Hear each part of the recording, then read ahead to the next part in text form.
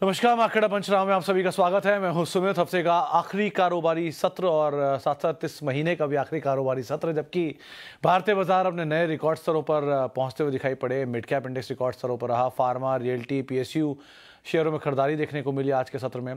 अच्छी खरीदारी last hour में एक आईटी के अंदर जरूर आई थी, स्पेशली टीसीएस में, जो कि अपने नए रिकॉर्ड स्तरों पर पहुंचता हुआ दिखाई पड़ा। ऑलमोस्ट 4600 की दहलीज पे टीसीएस पहुंचा अपने दोनों बायबैक के प्राइस के ऊपर। वो फर्मली कामकाज कर रहा है। इसके अलावा एचडीएफसी बैंक चला, थोड़ा बहुत ब्लॉक हुआ था, वहाँ पर इम्पैक्ट रहा। एफएमसीजी शेयरों में थोड़ा प्रेशर था। फार्मा में तमाम शेयर, डॉक्टर रेड्डीज हुआ, एलकेएम हुआ, नेटको हुआ, बाकी फार्मा कंपनियां हुई, सब में अच्छी खरीदारी देखने को मिल रही थी।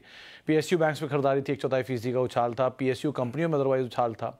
इनफैक्ट 31 साल में ये सबसे लंबी विनिंग स्ट्रीक है मार्केट की, जो कि लगातार तेजी में बाजार कामकाज कर रहा है। सो इस तरह का एक इंटरेस्टिंग आंकड़ा है, लेकिन कब तक ये रहता है या कितने दिन तक रहता है वो डिपेंड करता है। लेकिन अदरवाइज मार्केट में अच्छी खरीदारी देखने को मिल रही है। स्टॉक स्पेसिफिक स्टोरी थी, एमएससीआई के फ्लोज थे। एमएससीआई का उलट इम्पैक्ट रहा कई जगहों पे, लेकिन ठीक है, अदरवाइज मार्केट में फ्लोज अच्छे साइड पर थे। आईटी तेज़ी में कामकाज कर रहा है, पीएसयू बैंक तेज़ी में कामकाज कर रहे हैं, पीएसयू तेज़ी में कामकाज कर रहे हैं, और बहुत हद तक स्टॉक स्पेसिफिक मार्केट देख के चल रहा है। अब अगले हफ्ते के लिए ऑटो सेल्स के नंबर क्रूशल है, जो कि 1 तारीख से आना शुरू हो जाएंगे। तो आप मंडे को जब पहुंचेंगे तो रिएक्शन देखेंगे। कोल्ड डिस्पैचेस के नंबर, सीमेंट डिस्पैचेस के नंबर, ये सब आने शुरू हो जाएंगे। सितंबर का मंथ थोड़ा लल रहता है, लेकिन धीरे धीरे फेस्टिवल पिकअप करेगा। और 7 तारीख को गणेश चतुर्थी है, धीमे धीमे वहाँ से फेस्टिवल आना शुरू हो जाएंगे। ऑनसेट है बेसिकली। उसके बाद से फिर आपके सामने अर्निंग शुरू होगी अक्टूबर ऑनवर्ड्स, एंड देन तो अगेन वही सेम रफ्तार। लेकिन बाजार अदरवाइज अभी तक अच्छी तेज़ी में है, बढ़िया सब कुछ कामकाज कर रहा है। एंड अकॉर्डिंगली आप गो विद द फ्लो वाली सिचुएशन है, but go with the flow में थोड़ा सा होश मत गवाइएगा, उनके साथ ही बने रहिएगा, वो ज़्यादा बेहतर है। बहुत बुल मार्केट की स्टोरीज रहती हैं, तो वो बुल मार्केट की स्टोरीज में अंतर समझिएगा कि कहाँ स्टोरी और कहाँ प्रॉफिटेबिलिटी सपोर्ट कर रही है। चलिए, सवाल जो आपका सिलसिला शुरू कर लेता हूँ और बातचीत कर लेते हैं कुछ सवालों को लेके, जो कि अलग अलग माध्यमों से आते हुए दिखाई पड़ रहे हैं। और सबसे पहले सवाल जो मेरे पास आया है ये रहा। ओके, आयरिडा 1400 शेयर हैं, 274 रुपये के दाम पर, क्या करें? देखो दरेश सर, इतनी बड़ी क्वांटिटी अगर आपने उठाई है, मतलब 200 रुपये के, 250 रुपये के हिसाब से 1400 शेयर है, सो it's a good quantity. Otherwise तो आपने कुछ सोच के लिया होगा, इतने लंबे अवधि के नज़रिए के हिसाब से ही लिया होगा, कोई छोटी अवधि में तो लिया नहीं होगा। और मोमेंटम में लिया तो ऑब्वियसली एक स्टॉप लॉस आपके लिए रहेगा ही। सर मतलब 30 रुपये का एक कंपनी आता है, फेयरली वैल्यूड थी, बहुत अच्छी कंपनी थी, बहुत अच्छे वैल्यूड थी। 30 से वो 150 हुआ, फिर वो 5 टाइम हुआ, 2100 हुआ तो मतलब 210 हुआ तो 7 टाइम हो गया, 224, 280 तक गया, 9 गुना तक वो शेयर चल चुका है। 9 गुना चलने के बाद थोड़ा ब्रीदर तो लेना ही बनता है ना, तो ब्रीदर ले रहा है। और किसी भी पीएसयू में अगर इस तरह की तेज़ी आई है तो हाँ, 2 चीज़ें ही क्रूशियल है, या तो आप स्टॉप लॉस लेके चलिए या आप लंबी अवधि के निवेशक बन के रहिए। क्योंकि पीएसयू जब हाइबरनेशन में वापस जाते हैं तो कई सालों के लिए चले जाते हैं। सो आई एम नॉट सेइंग कि हाइबरनेशन चला गया, अभी आप बने रहिए, अच्छी कंपनी है। क्योंकि यहाँ पर अगर गवर्नमेंट अपना स्टेक बेच रही है, ओएफएस जो भी होल के गया है, तो रियलिस्टिकली थोड़ा सा प्रॉफिट तो आपको ही बुक कर लेना चाहिए। अगर आपने, क्योंकि अब ऊपर के लेवल पे एंटर किया तो स्टॉप लॉस आपका सबसे बड़ा साथी है। अगर आप ट्रेडर हैं तो लंबी अवधि के निवेशक है तो बने रहिए। कंपनी अच्छी है, इसमें तो कोई डिनाइल ही नहीं है। प्रॉफिट मेकिंग कंपनी है, बढ़िया ग्रोइंग कंपनी है, कंसिस्टेंटली नंबर अच्छे आ रहे हैं। बट हर चीज़ के साथ एक अटैचमेंट होता है फेयर वैल्यू का। वो फेयर वैल्यू चेक कर लीजिए और उसके हिसाब से कॉल लीजिएगा। लेकिन थोड़ा अपर साइड पे है, थोड़ा महंगे साइड पे है, उसको आप अब ज़रूर ध्यान रखिएगा और स्टॉप लॉस साथ ही काम करिएगा। हर पीएसयू के लिए इनफैक्ट ये एप्लीकेबल हो चुका है अब तो। सर मार्केट सुखाता बहुत बढ़िया है पर फीस बहुत ज़्यादा लेता है। ये बात बिल्कुल सही है मोदी साहब। और अगर आप कुछ लाखों में छूट गए, कुछ करोड़ों में भी छूट गए, तो भी आपसे बहुत फीस नहीं ली। क्योंकि कई लोगों की तो ये मतलब तब तक सिखाता रहता है जब तक अच्छे समझ में ना आ जाए। अभी तो क्योंकि बाजार ने इतना कुछ सिखाया भी नहीं है, लेकिन मतलब किसी ने मुझे भी 2-4 दिन पहले बोला था कि I am a very pessimistic man. Sir, I am a very very optimistic man. In fact I am a very uber optimistic man, but sometimes I have to be realistic as well. मैं ये नहीं, मैं कभी, मुझे बाजार में मंदी दिखती ही नहीं, मैं तो तेज़ी देखता आया हूँ जब से मैंने करियर शुरू किया 20 साल से। क्योंकि पहली शुरुआतों में मुझे हमेशा वो बुलिशी लोग मिले जिन्होंने बाजार में तेज़ी सिखाया। मंदी करना अपने आप में चैलेंज है, मंदी करना हर आदमी के बस की बात नहीं होती। It's a very difficult thing. तेज़ी करना सबको आता है, मंदी करना सबको नहीं आता। सो इसलिए मंदी बुरी लगती है सबको, लेकिन मंदी करने में ही ज़्यादा पैसा बनता है इंसान का। ये भी मैं बता दूं कि झुंझुनवाला साहब ने भी आपको बताया हो कभी ना कभी। एनीवेज, क्योंकि शेयर बेचना किसी को आता नहीं है ना, इसलिए। So I am a very optimistic man. I always see कि मार्केट कल को 50,000 भी होगा निफ्टी और 1 लाख भी होगा सेंसेक्स. बट हर चीज़ की एक फेयर वैल्यू होती है, उस वैल्यू को आइडेंटिफाई करिए. जहां हर तरफ बाजार भाग रहा है, हर तरफ लोग भाग रहे हैं, वहां मत भागिए, क्योंकि वहां आपको कुछ नहीं मिलेगा, खाली हाथ आना पड़ेगा. होता है ना, भीड़ का हिस्सा बन के जाएंगे तो थोड़ा लेके आएंगे या खाली हाथ लेके आएंगे. जहां कोई नहीं जाता वहां जाइए, बहुत कुछ मिल जाएगा. और बाजार में हमेशा वैल्यू है, आज भी है. अब आप आइडेंटिफाई नहीं कर पा रहे, दैट्स अ डिफरेंट थिंग, लेकिन है आज भी. So stick to it.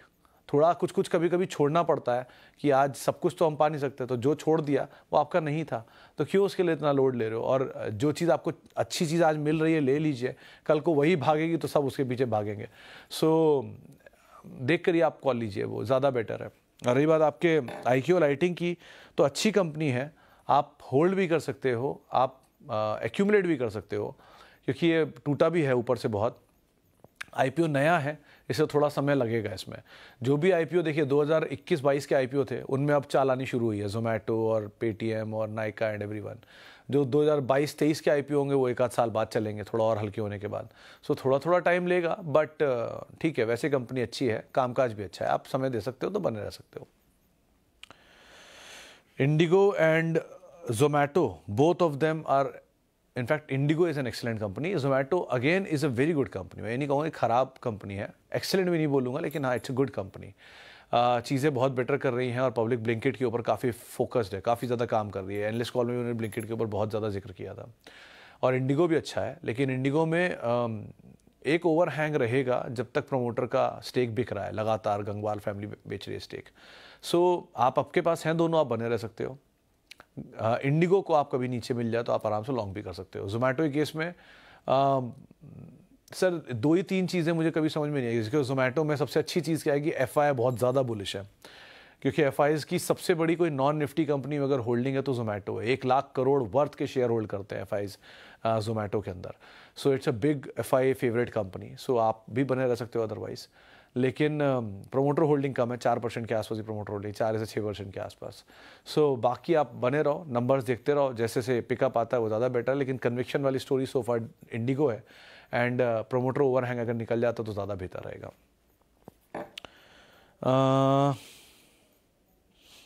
Sir बाजार स्टाइल रिटेल IPO में अप्लाई करना चाहिए, वैल्यूएशन बहुत हाई पर आ रहे हैं. हाँ शर्मा साहब, वैल्यूएशन महंगे हैं. कंपनी का मेजर बिजनेस जो है वो ओडिशा कोलकाता में है, मतलब वेस्ट बंगाल और ओडिशा में है. बाकी आंध्र प्रदेश, उत्तर प्रदेश और कुछ और एरियाज़ में भी, कम बिहार एंड ऑल, झारखंड में कंपनी कामकाज कर रही है. 9,000 स्क्वायर फीट के स्टोर्स हैं, एंड करीब करीब शायद 120-160 स्टोर है कंपनी के. प्रॉफिट मार्जिन इनके इन हाउस प्रोडक्ट में ज़्यादा है, 30% वो इनका धंधा लेकर आते हैं, 70% बाहर से आता है. सो ये सब चीज़ों को देख के आधा डेट को रीपे करेंगे और आधा अपने OFS के लिए. जो एग्जिस्टिंग रिटेल में कंपनियां हैं वो ज़्यादा बेटर आपको पैसा बना देंगी. AB फैशन जैसी, क्योंकि स्टैब्लिश प्लेयर है. V2 रिटेल एंड V-Mart पहले आ चुके हैं ऐसे ही. तो आप मोमेंटम चेस करना चाहते हो, लिस्टिंग गेन करें तो बात अलग है, क्योंकि इस टाइम तो सब कुछ ही सब्सक्राइब हो रहा है, सब कुछ ही भागा जा रहा है. सो उसके लिए जाना है तो बात अलग है. लेकिन अगर for longer duration of time AB fashion still seems better. Sumit sir, पूरे अडानी ग्रुप को क्या हो गया है? मार्केट हाई हिट कर रहा है, बहुत लंबा कंसोलिडेशन में. मुकेश जी, सबको लग रहा था ना कि सैलरी पूरी डाल देता हूँ, मोदी सरकार आएगी और अडानी चल पड़ेगा, ये सब ने कहा था ना. और शायद 4 तारीख को सबको लगा था कि अडानी समूह ही सब कुछ हो जाएगा, इसके बाद तो कुछ होगा नहीं. वहीं का वहीं खड़ा है. इनफैक्ट वहाँ से भी नीचे आ गया जहाँ से शुरू हुए थे, क्योंकि बाजार हमेशा वही करता है जो सबको लगता है कि करेगा, वैसा कुछ नहीं होता. सो जो ऑब्वियस है वो कभी मार्केट में नहीं होगा. तो अगर आपको लग रहा था कि ऑब्वियस है अब तो नई सरकार आएगी और यही ग्रुप चलेगा, नहीं चल रहा, वहीं का वहीं खड़ा है. सो अगर आप में पेशेंस है तो Adani energy, Adani port, Adani power, तीनों के तीनों they are good companies to go long and hold. और अगर आप में पेशेंस नहीं है तो फिर बात अलग है. Adani enterprise is well reasonably okay, but अभी भी ये बहुत अच्छी स्टोरी इनके अंदर अनफोल्ड होंगी. सो गिव सम टाइम, इतना पेशेंस रखा, थोड़ा और रख लीजिए. ओके, आगे बढ़ते हैं. सर, फॉर रियल स्टेट सारे स्टॉक चल रहे हैं, पर माइक्रोटेक डेवलपर 1 महीने से कुछ चल नहीं रहा है, और सरदा एनर्जी बाय कर सकते हैं क्या? सरदा के केस में 260 या 65 स्टॉप लॉस था आपका, जो कल मैं बता भी रहा था. और माइक्रोटेक अभी नहीं चल रहा ना, पहले बहुत चल चुका है. सो अगर थोड़ा नहीं भी चल रहा तो कोई बहुत फ़र्क पड़ नहीं जाएगा सर, ऑलरेडी बहुत बढ़िया तेज़ी दिखा चुका है एक बारी. और रियल स्टेट में रुक रुक के कंपनी चलती हैं, पहले सुबह चला रुक गया, आज फिनिक्स चला रुक गया, कभी DLF चल जाता है लाइक वाइज। तो देखिए किसी दिन लोधा भी चली जाएगा। Tata consumer I bought at 278, is it good to hold for more than 10 years? Obviously आपको कुछ नहीं करना, बस sit tight. You have got a very good stock, very good management, excellent company. एक ही प्रॉब्लम है, वैल्यूएशन महंगे हैं, थोड़े नंबर अच्छे आएंगे, वैल्यूएशन एडजस्ट हो जाएगा, नए एक्विजिशन से बेटर हो जाएंगी चीज़ें। सो आप बने रहो एंड होल्ड इट। आपका दाम बहुत अच्छा है, कोई चेंज करने की ज़रूरत नहीं है आपको। ओके सर, 7 लाख का पोर्टफोलियो है, चल नहीं रहा है। मुनीश जी, तो आपने क्या ले रखा है उस पर डिपेंड करता है। चल नहीं रहा है, अब मार्केट तो चल ही रहा है, कभी IT चल रहा है, कभी रियल्टी चल रहा है, कभी ऑटो चल रहा है, कभी बैंक चल रहा है। आपने ऐसा क्या ले रखा है जो नहीं चल रहा, वो आप ही जानो। लेकिन ठीक है, आज नहीं चल रहा, कल चल जाएगा अगर क्वालिटी नाम है तो। क्वालिटी अगर आपके पास है तो एक चीज़ के लिए आप लोग हमेशा अश्योर रहिए कि आपको आपका दाम भी मिलेगा और आपको आपका प्रॉफिट भी मिलेगा। लेकिन अगर क्वालिटी नहीं है तो इस चीज़ के लिए अश्योर रहिए कि हो सकता है आपका दाम भी जाए और आपका प्रॉफिट भी जाए। क्वालिटी के साथ बने रहने का यही फ़ायदा है कि वहाँ पैसा दिन बाद बनेगा, साल बाद बनेगा, शायद दशक बाद भी बने, लेकिन जब बनता है तो पूरा बनता है। लेकिन बाकियों में कोई भरोसा नहीं है कि नहीं बनता, इसीलिए थोड़ा क्वालिटी लेके रखिए, ज़रूरी है। अच्छी अच्छी क्वालिटी इकट्ठी करके रखिए। अगर बाज़ार, मैं खुद कहता हूँ बाज़ार चले, आज 25,000 है, कल 50,000 हो जाए, 2 साल बाद 75,000 हो जाए, 4 साल बाद 1 लाख हो जाए, बहुत अच्छा हो सब कुछ। लेकिन अगर कभी ये उलट भी कर जाता है तो भी आपके पास एटलीस्ट क्वालिटी रहेगी, तो आपको ये घबराहट नहीं होगी कि इस कंपनी में कोई दिक्कत है। सो एटलीस्ट अपना कैपिटल सेव करिए, अच्छे अच्छे शेयरों में रहिए, एक बड़े हिस्से को उसमें भी रखिए, मिड कैप में भी रखिए, स्मॉल कैप में भी रखिए, सब रखिए, लेकिन थोड़ा कैपिटल प्रोटेक्शन पर भी काम करिए, वो भी ज़रूरी है। स्वान एनर्जी पर प्रकाश डालें लॉन्ग टर्म के लिए, होल्ड कर सकते हैं बुक लवर जी। वैसे तो इस कंपनी का सबसे बड़ा ट्रिगर अभी तक अनफोल्ड नहीं हुआ है। इनको अपनी लिस्टिंग करानी है एक आर्म की, जो इनकी वो रिलायंस डिफेंस की कंपनी इन्होंने खरीदी स्वान डिफेंस के नाम से। वो स्वान डिफेंस की लिस्टिंग पेंडिंग है। वो डिफेंस की लिस्टिंग जैसे जैसे होती चली जाएगी वैसे वैसे इस कंपनी के लिए अच्छी वैल्यू अनलॉकिंग होनी है। वैसे भी कंपनी अच्छा काम कर रही है अपने टर्मिनल्स को लेकर भी, और बाकी लास्ट क्वार्टर के नंबर भी अच्छे थे।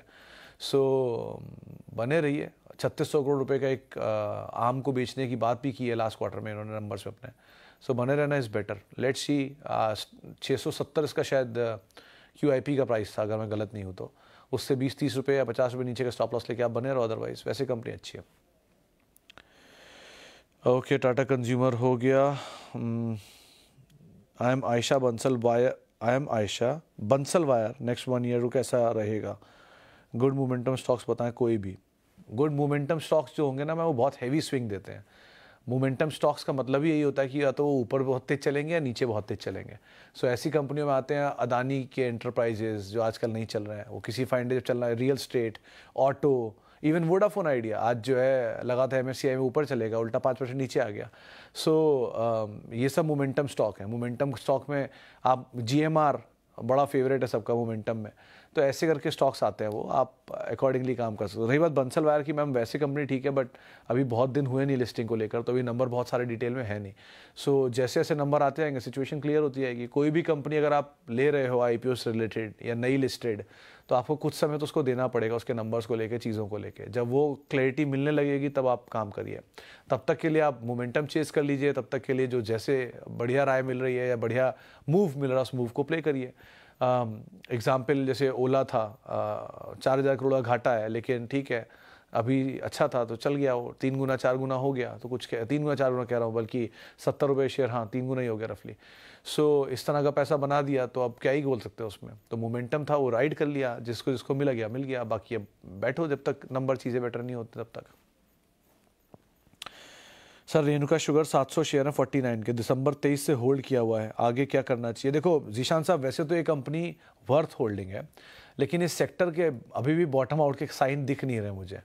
सो थोड़ा सा और शायद ये समय लेगा। आज चल गया, कल परसों में फिर चल जाए, थोड़ा बहुत चल जाएगा, लेकिन इस सेक्टर में थोड़ा डिस्ट्रेस आने दीजिए। वो डिस्ट्रेस आपको बताएगा कि शेयर सेक्टर में पोजीशन बड़ी करनी है कि नहीं करनी है।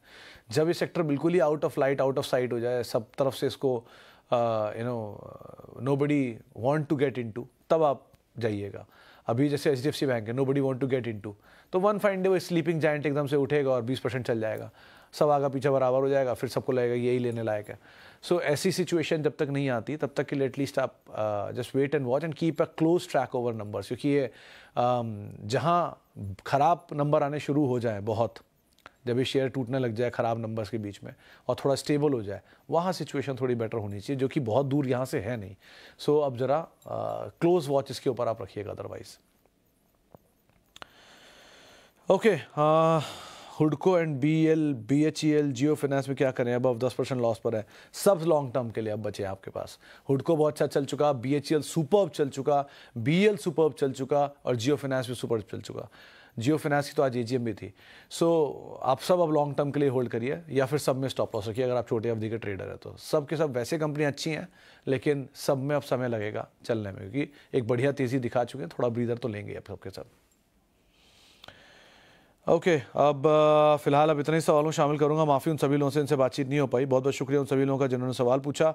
आप लोगों से मुलाकात होगी सोमवार को। आप मेरे साथ जुड़ सकते हैं @सुमित रिसर्च मेरा ट्विटर हैंडल है, सोशल मीडिया हैंडल है। और किसी भी निवेश से पहले आप अपने वित्तीय सलाहकार की राय ज़रूर ले लें, पूरी तरह से रिलाय मुझ पर ना करें। और बाकी आप लोग CNBC आवाज़ के YouTube, Facebook, इंस्टा पेजेस पर जुड़ सकते हैं, फीडबैक दे सकते हैं, बातचीत कर सकते हैं। फिलहाल के लिए इतना ही, नमस्कार।